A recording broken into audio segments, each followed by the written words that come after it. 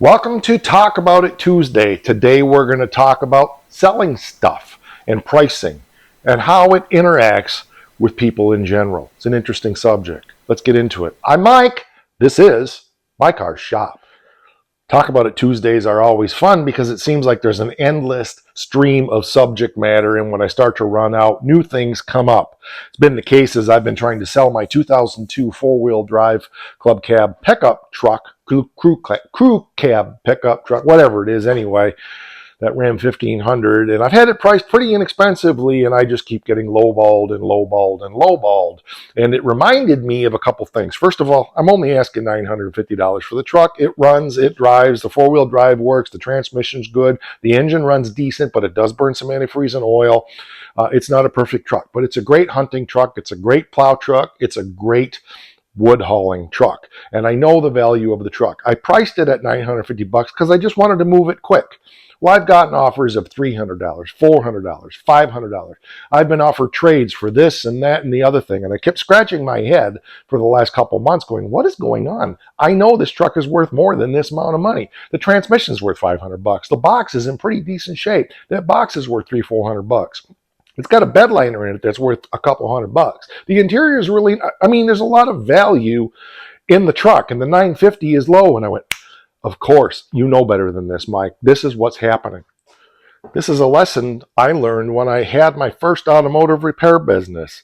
I was really struggling to make ends meet with it, even though it was a side business I did on evenings and weekends. And I was dealing with customers that were really difficult to deal with. And no matter how low the price was, they always were arguing and quibbling about price. And I finally had enough, and I said, let's just change the whole dynamic here, and let's take our rate and let's bump it up about 60%. At the time, I was only charging $35 an hour. That was kind of the standard rate in the shop back in those days. Actually, the shop rate was $50 an hour, I think. So I went from 35 to time and a half of my day job, the $50 an hour, to $75 an hour. You know what I found? All of those undesirable customers fell away, and I started attracting better customers. I was actually working less, making more money, and had a lot more energy and time for other things. And I scratched my head about it, and I asked one of my long-standing customers who had always brought me things, but they started bringing me even more things. And I said, why, when I increased my prices, did you start bringing me more work? And she said, interestingly, we always felt guilty coming to you. We know you're a great mechanic and we love your work, but we never felt you were charging enough. And we always felt guilty bringing stuff to you. Now that you're charging more, we feel that you're being fairly compensated for what you're doing, and we love bringing work to you. That light bulb went on with that truck, and I realized because it's priced so low as it is, I'm attracting the wrong people. I'm attracting the wrong customers to buy that truck.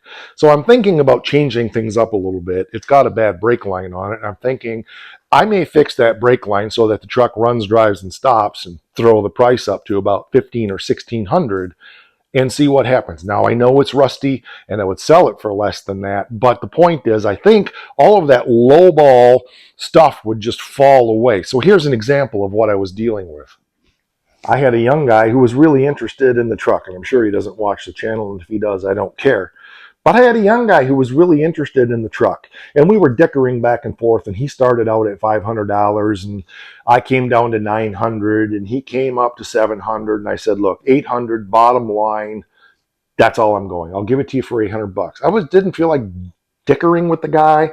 He was a young guy. I thought I can help him out. It's a little lower than I wanted to go, but I'll help the kid out. So he was all excited. I can't get it this week, but I'll get there next Saturday as soon as I get paid, and I'll pick the truck up. Great, we're good to go. I love it. I'm glad I can help you out.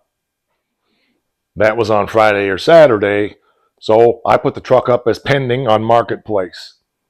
Monday, I get a message from him. I talked to the guys at work, and they said because it's using antifreeze and oil, that it probably needs head gaskets, and that's a very expensive job, and you're going to have to come down on your price. First of all, I know what it takes to do head gaskets on that. It's not a very expensive job if you're doing it yourself. It's only expensive if you take it to somebody else. A set of head gaskets and valve cover gaskets and an intake gasket for that is pretty cheap. So he's not right on that. But I understand if you can't do the work yourself, you got to take it somewhere to get it done. I get it completely. But I've got to come down on my price. Why is your lack of funds and inability to fix something my problem? I said, I'm sorry to hear that. I'm not budging on my price. Have a nice day. Good luck selling it. I'm really not worried about selling it. It's not a matter of if, it's just a matter of when. Had another offer on the truck for $400, and I said, I'm not taking less than $900 for it. Well, I only have $500. Why is that my problem? Again, I don't need to come down to the amount of money you have. I have the truck. It can sit here and rot into the ground, or I'll take it to the junkyard and get $500 for it. So not my problem. But I realized through all of that, after like getting every day 6, 8, is this available? Is this available? Will you take $500? At first I started to think and question myself, like maybe I am too high on that price. I thought, nope, wait a minute. We're just appealing to the wrong crowd. We just need to change things up a little bit, get it up in the price bracket of more the people that I want to deal with, who will see the value in what it is. So here's the point of my Talk About It Tuesday today. If you undervalue yourself or you undervalue what you have, you may have difficulty sometimes selling something because it's appealing to the wrong crowd.